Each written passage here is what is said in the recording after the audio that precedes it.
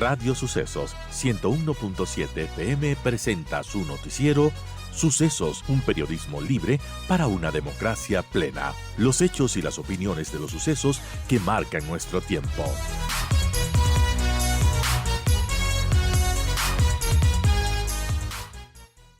Nosotros continuamos para conversar sobre esta situación del arancel del 15%, y es que el presidente Donald Trump subió desde hoy, 7 de agosto, los aranceles a decenas de países para establecer un nuevo orden comercial, ha dicho, mundial, en el que las tarifas aduaneras se convierten en un arma de política económica. Su objetivo, como ha mencionado Donald Trump, es reestructurar el comercio en beneficio de los trabajadores estadounidenses. Y bueno, ha dicho que para hacer más grande a América, como tiene su lema. Y bueno, lamentablemente los productos ecuatorianos también sufren desde ahora una base del 15% para los productos ecuatorianos. Esto, bueno, está también pendiente una cuarta ronda de negociaciones, entiendo que está emprendiendo el gobierno, pero mientras eso suceda y si es que se logren resultados, este arancel va a continuar del 15% para los productos. ¿Cómo les afecta a los productores exportadores ecuatorianos? Para eso hemos invitado a Javier Rosero Carrillo, presidente ejecutivo de la Federación Ecuatoriana de Exportadores de FedExport. Bienvenido, Javier, gracias por acompañarnos y qué bueno tenerlo aquí en la cabina de Radio Sucesos. Verónica, qué gusto para mí compartir también con usted y con la audiencia de Radio Sucesos. Bueno, cuéntenos cómo ven esta situación de la imposición del arancel del 15%, cómo les va a afectar a los productores exportadores ecuatorianos. Bueno, efectivamente, desde el día de hoy, en el último anuncio que se hizo por parte de la Casa Blanca, todos los productos de exportación estamos enfrentando este sobrecargo que reemplaza al 10% de sobretasa que teníamos originalmente. Claro. Y esto implica que ahora con este 15%, que si bien afecta a todos los productos, también se suma a la carga arancelaria que ya veníamos enfrentando, sobre todo en una gama de productos no tradicionales, que por el hecho de no contar con un tratado de libre comercio con Estados Unidos, se suman a lo que ya nos venía ocurriendo antes. Entonces, esto definitivamente no es una buena noticia. Sin embargo, dentro de eso sí tenemos que rescatar y resaltar que somos de los pocos países, no solo que empezamos la negociación con Estados Unidos, sino que nos mantenemos en la mesa de diálogo para cerrar un entendimiento, digámoslo, a nivel comercial, que por lo menos en este momento aborde específicamente este 15% de la sobretasa. Ahora, esto es importante porque hay otro listado, digamos, dentro del listado en el que fuimos nosotros sujetos al 15%, hay otro grupo de países que ni siquiera están en conversaciones con Estados Unidos, y eso creo que nos da una ventaja en este momento a la expectativa de poder hacer notar que nosotros podemos tener una mejor condición en el transcurso de los próximos días, ojalá. Evidentemente, mientras más corta sea esa ventana de plazo en donde nosotros seguimos pagando este 15% hasta que cierren las negociaciones, será mucho mejor. Y nosotros creemos que ya es un buen momento para trascender este tecnicismo estadístico que ha hecho que el Ecuador hoy tenga 15%, porque tal vez para explicarlo mejor para la audiencia, el Ecuador ha sido sujeto de este cambio al 15 porque forma parte de un grupo de países que a Estados Unidos le generan un déficit.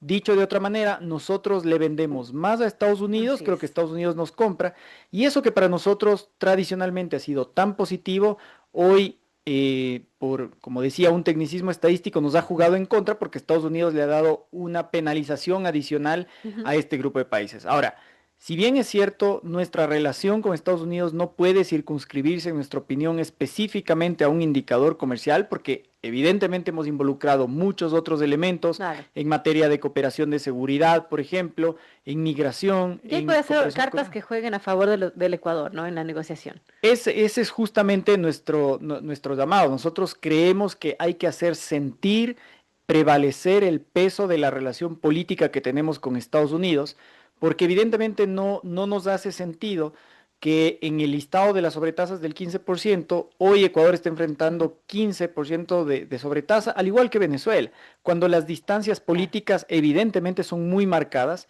Entonces nos parece que este es un buen momento para hacer prevalecer ese buen espacio de relacionamiento. Tuvimos la visita de la Secretaria de Seguridad hace pocos días atrás, se ha anunciado que en un futuro próximo estará el Secretario de Estado Marco Rubio, Y más allá de aquello, está en agenda, digamos, ojalá en el corto plazo, una llamada o visitas entre los dos presidentes, y esto creo que abona muchísimo, porque ese buen momento de la relación que hemos alcanzado con Estados Unidos y que tiene una sintonía completa al más alto nivel con los presidentes, tiene que traducirse en un resultado concreto para la negociación. Están positivos entonces de que este arancel del 15%, si no es revertido, pero al menos que no sea del 15%, puede ser de un 10 o menos. Bueno, hay que ser bastante más finos en nuestra opinión con lo que puede hacer el proceso con el equipo negociador, porque en este momento nuestros competidores tienen ya un 10%. El caso de Colombia, el caso Ujú. de los centroamericanos, por ejemplo, con los que competimos sobre todo en los productos alimentarios, tienen ya un 10%. Entonces, en nuestra opinión, deberíamos tener una ventaja comparativa en relación a lo que sin haber hecho ningún tipo de negociación, nuestros competidores ya tienen en este momento. Entonces, Ah, porque muchos tienen tratado de libre comercio previo, ¿no? sí, pero eso aborda efectivamente la parte de el arancel específicamente que hasta antes de estas sobretasas Claro. nosotros veníamos arrastrando. Es cierto, Verónica, en el análisis que usted hace, que hoy la sobretasa se suma a nosotros en el arancel. Grafiquemos rápidamente en un producto. El caso del brócoli congelado. Ya enfrenta un arancel por no contar con TLC de un 15%. Más del 15% de Son 30. sobretasa son 30. Comparemos con un competidor, Guatemala. Hoy Guatemala, por tener un TLC, no enfrenta el primer 15% de arancel, solamente enfrenta 10% de sobretasa. Entonces la brecha que yo tengo con Guatemala se me Mm. amplió, que es un competidor directo en brócoli congelado, se me amplió a 20 puntos de distancia. Entonces, por eso decía que creo que es importante y es una oportunidad y creo que las autoridades así lo han asimilado y eso es muy positivo, de que podamos no solamente igualar, sino aprovechar este buen momento de relacionamiento para Claro. reducir esa brecha, esa distancia que teníamos con los competidores y que eso permita, por ejemplo, que hoy podamos ofrecer mejores condiciones a los compradores. Bueno, importante esto. Ahora, por ejemplo, hablando de los productos, vamos a ver qué sucede en las negociaciones y ojalá haya buenos resultados, pero mientras eso sucede, este 15% está. ¿Cuáles son los productos más afectados? Mencionaba el caso del brócoli, Javier. ¿Qué otros productos son quizás los más castigados con este 15%? Nosotros vemos dos realidades y siempre entendiendo que al final del día todos los productos en este momento de la oferta exportable son afectados porque además este 5% adicional en productos que son muy intensivos en volumen, como el caso de los tradicionales, me refiero banano, camarón y cacao, juegan mucho por volúmenes con bajo margen y eso significa que pequeños cambios en el precio pueden tener un impacto importante en el nivel de consumo o de demanda Claro. que puede tener Estados Unidos. Esos productos antes no tenían arancel, ya entraban al 0% al igual que la competencia, y ahora van a pasar a pagar 15%. Hay otro grupo de productos no tradicionales que además de enfrentar arancel, ahora se les suma la sobretasa. El caso de atún procesado, por ejemplo, Ujú. hablábamos del brócoli, también hay frutas frescas como pitahaya, mango, o la cadena procesada del plátano, como por ejemplo los chifles o los chips, Ujú. snacks en general. Todas las conservas de frutas y vegetales que produce el Ecuador y que llega con mucha fuerza a los Estados Unidos tiene aranceles que pueden estar fluctuando fácilmente entre el 10 y el 15%, que ahora se suman a la sobretasa del 15% adicional. Entonces, creo que el mensaje que nos deja esto, más allá de estos números que pueden ser complejos, es que el Ecuador tiene que enfocarse en este momento, sí, en conseguir mejores condiciones para desmontar esta sobretasa, o por lo menos reducir la distancia que tenemos con los competidores, pero también dejar un precedente fuerte y un puente para que en el corto o mediano plazo ya empecemos a hablar de una negociación de un acuerdo comercial Ujú. que definitivamente nos dé una previsibilidad a futuro a los Claro. empresarios exportadores del Ecuador y también quienes hacen comercio con Estados Unidos para poder tener ya condiciones fijas y evitar estas volatilidades que en el tiempo pueden surgir en las relaciones Bueno, comerciales. lamentablemente estas volatilidades ha sido ya como una política o manera de ser del presidente Donald Trump, en fin. Esto sin duda, Javier, va a afectar no solo al Ecuador, al mundo, ¿no? Va a ser un tema de una guerra comercial que se está dando y en ese sentido, al Ecuador al ser un país dolarizado, ¿cómo sufre también esos efectos? Completamente, y tanto es así que nosotros en este año hemos enfocado mucho la estrategia en dos ejes de trabajo. El primero, creemos que cuando hay mucha incertidumbre y mucha volatilidad comercial, perdón, es necesario que podamos afianzar los mercados que son más fuertes, tradicionales, los que se diría que mueven la aguja para el sector exportador. En este caso, Estados Unidos, Unión Europea, afortunadamente el acuerdo con la Unión Europea nos permite Ujú. justamente posicionarnos con fuerza, sentarnos bien en ese mercado. Y hay un tercer mercado que, siendo potencial, por ejemplo, el caso de China para el sector acuícola es fundamental, pero Ujú. también es potencial para todo el resto de la oferta exportable. Y al mismo tiempo el otro eje de trabajo dividido en los países que son considerados o las economías que son consideradas emergentes y para nosotros potenciales. Ahí hay una estrategia fundamental porque, por ejemplo, a finales de este mes vamos a tener ya la firma del acuerdo comercial con Corea del Sur. Y esto es una oportunidad importante Ah, justamente para que los tradicionales que ya están ingresando al mercado coreano, pero pagando aranceles, que por ejemplo, en el caso del banano puede llegar a un 30%, wow. se reduzca y con eso podamos tener cambios significativos en la cantidad de exportaciones que tenemos, pero también cambios cualitativos porque es una oportunidad para la diversificación de la oferta exportable. Corea y Japón, que van a ser sujetos de la visita presidencial a Así es. finales de este mes, abren la posibilidad para que sí se asienten los productos tradicionales, pero también la oferta no Lleguen otros. tradicional empiece a ingresar porque además son los más castigados en materia arancelaria en esos países, en Asia particularmente. Y en el caso del Ecuador, los estándares requeridos sanitarios, de calidad, de inocuidad, ya han sido cumplidos por Mm. nosotros en otros mercados exigentes, así que creemos que fácilmente podríamos insertarnos ahí. Entonces, la mejor respuesta que podemos dar en este momento es la diversificación de esos mercados mientras asentamos nuestra presencia en los mercados tradicionales. Ya lo que mencionaba hoy, esta mañana, Viana Maíno, en un diálogo que tuvimos sobre este tema, es que también el producto ecuatoriano es caracterizado por su alta calidad y allí es importante, ¿no? También ver a nivel de retail quién pueda comprar ese producto que realmente aprecia el producto ecuatoriano y bueno, va a decantarse pese a un alto costo, ¿no? Esto es parte de lo que nos ha permitido cuando nosotros nos preguntan cómo es que ustedes se sostienen en el mercado internacional si decimos que el Ecuador es un país para producir bastante caro. Bueno, en efecto, es un país costoso para producir, Claro. estructuralmente hablando, esto no es de esta coyuntura.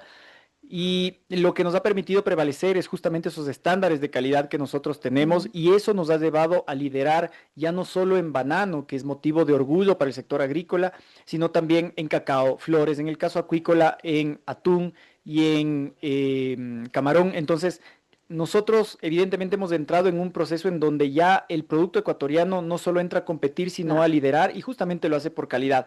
Pero claramente parte de la estrategia que vamos a necesitar Ujú. enfocar es que esa calidad tiene que venir acompañada también de costos mucho más competitivos. Porque Claro. normalmente lo que ocurre, Verónica, es que cuando existen contextos volátiles Mm. a nivel internacional, existe mucha puja de precio, lo que nosotros llamamos en el comercio la guerra de precios, porque Así es. empiezan a llegar proveedores que van reduciendo sus costos para tratar de ganar participación de mercado y en una guerra de precios únicamente prevalece el que es más competitivo, el que es más flexible.